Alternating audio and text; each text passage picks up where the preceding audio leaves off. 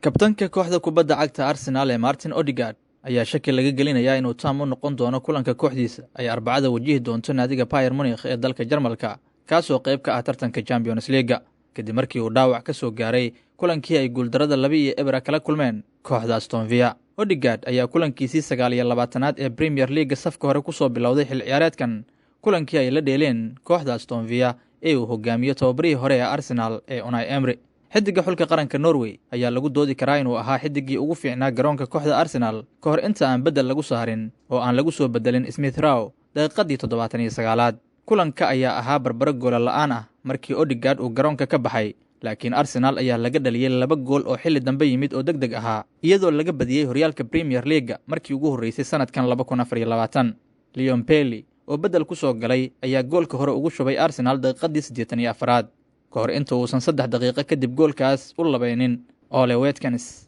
taasoo Gunners gaarsiisay guuldaradeedii shanaad ee horyaalka Premier League xil ciyaareedkan. Natiijadaas guuldarada ah ee soo gaartay Arsenal ayaa ka dhigan inay fadhiso booska labaad ee kala sarreynta horyaalka Premier League iyadoo 2 dhibcood ka hooseysa hogaamiyaasha horyaalka haatan ee Manchester City, waxaana horyaalka in la soo gabagabeeyay ka harsan kaliya 6 kulan. Go'aanka garoonka looga saaray kabtanka Arsenal ee Martin Odegaard ayaa laga yaabaa inay dad badan ka yaabisay, balse macallin Mikel Arteta ayaa daaha ka qaaday in ciyaaryahanka qadka dhexe uu dhaawac soo gaaray intii ay ciyaartu socotay. Markii wax laga weydiiyey macallin Mikel Arteta bedelka uu ku saaray kabtan Odegaard, waxa uu suxufiyiinta u sheegay tababaraha Arsenal ciyaaryahanku waxa uu dareemay xoogaa xanuun ah mana sii wadan karin ciyaarta. Gunners ayaa haatan qiimeyn doonta heerka uu gaarsiisan yahay dhaawaca Martin Odegaard ka hor kulanka Arbacada ay u safrayaan garoonka Allianz Arena halkaas oo ay kula soo ciyaarayaan kooxda Bayern Munich lugta labaad ee 8-dhamaadka Champions League, inkastoo shaki laga gelinayo kulankaas. Tababara Arteta ayaa si aad ah u doonaya in Odegaard uu diyaar u noqdo kulankaas muhiimka ah ee Champions League